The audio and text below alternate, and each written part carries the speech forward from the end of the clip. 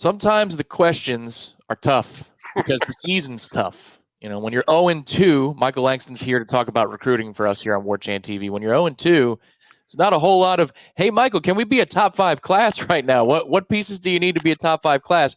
But Michael's never afraid to face that kind of heat, those tough questions about where Florida State stands. And that's why we're here today on Warchant TV to talk about specifically a couple of questions that, Michael, were awesome. They were all very, very good. If you want to brag on the folks for the mailbag, you've done that when we were on the Smash. But we had a dozen, 20 questions, somewhere between those two numbers. Outstanding work by the people of Warchant.com subscribers wanting to know the latest on Florida State recruiting. Yeah, it's really great. We spent a whole week letting people kind of get it together of what they wanted to ask, and there was some really good ones, and there was some direct stuff of, whether the problems or what they can do, or even what I would do, in that place. And so I can't thank people enough of the questions. I think it was phenomenal. People had some really good stuff, and it's probably not easy. We talk about me answering it, but it's probably not easy for a lot of these people asking these questions of stuff that bothers them, but or stuff that's maybe encouraging. So I appreciate everyone. I think we had around 30 Oh, um wow. 30 questions in general. Like, it went to 2 pages, so it's really good. The feedback was really good, and certainly I'm excited about just maybe elaborating on some of the questions that we have, a few of them, and then the rest I think people can go see. But I think it's a really good job, great job, members. We appreciate everything you guys do. Clearly, I didn't count properly, but I did like a few of these specifically. Yeah. And I'd love for Michael to be able to share it with everybody here on Warchant TV. If you're interested in these answers and more, remember, again, warchant.com on the premium recruiting board. We have all of these mailbag questions. First, from North Carolina, Noel, Michael, he asked, even with a poor season or a poor start to a season, how impactful would it be to get good recruiters on staff to help 2025 cycle specifically? So, what do you think about that question? That's a big, broad one. Yeah, it's a big, broad one, and it's a really good one. I think it would help them. Certainly, you see some places where they could use a little more push and excitement as far as adding more guys. There's no need to go into. I know everyone asks me like, "Hey, what coach?" And it's like it's not necessary with that. It's just they could use some more, maybe one or two, big time additions that would really help them. I think certainly would help them. Anytime you add new coaches, there's an excitement level with the fan base, or just excitement level with recruits in general. They get excited, especially if there's somebody they know. That's a broad person where they have really good ties to the state of Florida or the Georgia, or areas that FSU heavily recruits. I think it certainly makes a big impact. There's no doubt. So let me follow up on that really quickly because, Michael, in the era of NIL, a lot of teams are offering a lot of packages, and everybody's looking at each other's pockets. Like, even within the locker room, I feel like that happens, which is a problem for coaches to deal with. Yeah. But then fans of a program like Florida State are saying, well, what about Miami's NIL game or Ohio State's NIL game? How much do we have relative to them? Well, my question is about recruiters. It used to be that maybe you had some guys that had covert ops in a football program to help get things done, Right. but relationships mattered a ton before NIL. They Now that NIL is here, recruiters on staff, that still has value. Yeah. Yeah, it does. And I always say this. It's like, do does your staff, you can have great teachers and great developers and all that stuff, but what does the message resonate? How does it resonate to how they accept coaching? And that goes to high school too. When kids connect with somebody that's maybe maybe a little bit younger, or maybe somebody that has a little more excitement around them, they're going to respond quicker and better. And that's just reality. That doesn't mean somebody's bad or terrible. It just means that's we see that with Patrick Surtain. When you watch Patrick Mhm. Surtain coach, to resonate both in recruiting and in his development of what he does, I think really stands out. So that's kind of what I think. If you're adding guys, that's the kind of guy typically that you would want. And we know Patrick's done really good as a recruiter. I think really good personally as a developer. We haven't seen a lot of that because a lot of teams haven't really attacked, I think, their corners or DBs heavily. But overall, I think the development's been good. So that's kind of what you're looking for. I think a type of guy like that.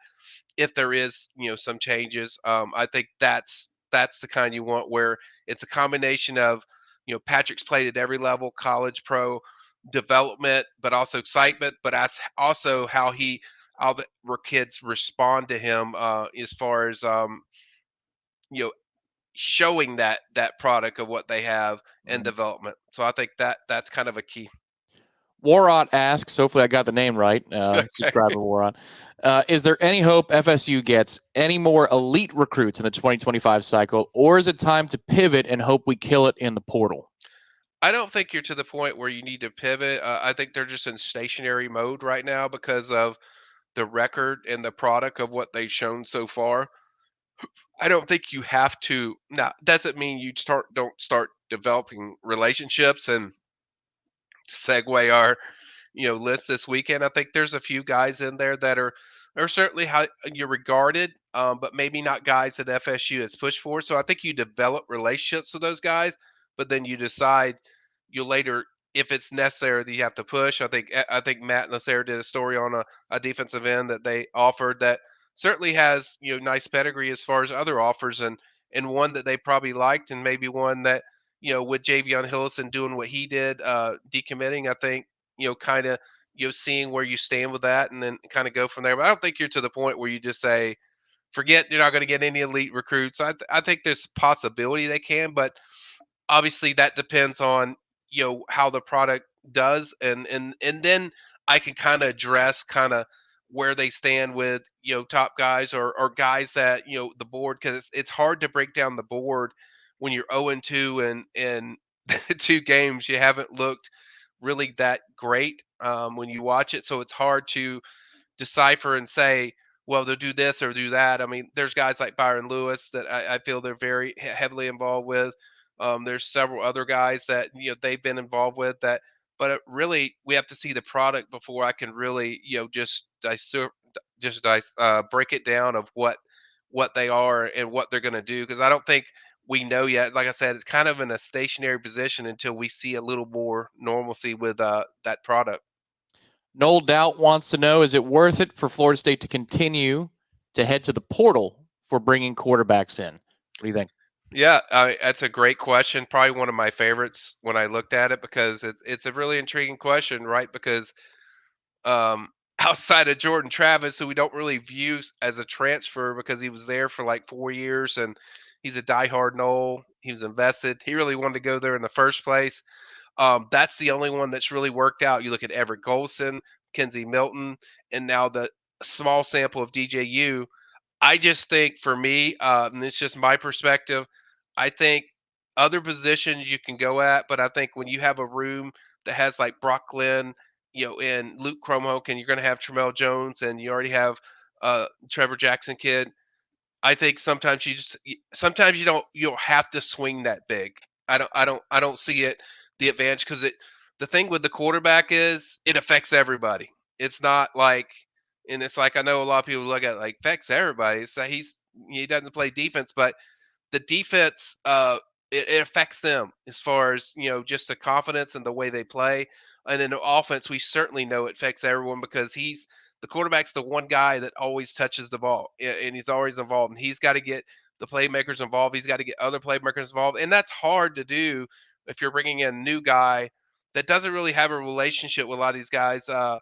Compared to say a Brock Glenn who's been in the system for like 2 or 3 years, you're going to trust that guy a little bit more if you're on the team. So it's harder to build that trust. And then if it's a quiet guy, like kind of what we're seeing so far with DJU, that's a tougher challenge of doing that. So for me, that's the one position I would not push for as far as the portal. I would kind of understand and stick, unless the only reason I say that you wouldn't do that is if you don't have a set guy that you feel like, hey, this guy can take us where we need to go. We don't have enough talent. Kind of like the Miami situation, or even the Nebraska situation, even though that wasn't a transfer, just the kind of type of talent like that. If you don't have the good guys in there to work with, then I get the transfer portal for quarterback. But if you have guys that are already there, I think better solutions probably develop those guys, stick with those guys, because it's such a big swing when it affects so many players on the team when you're talking about quarterback. Yeah, Nebraska wasn't a transfer, but they clearly depleted all assets that they Yes. possibly could to bring in the quarterback to flip that program.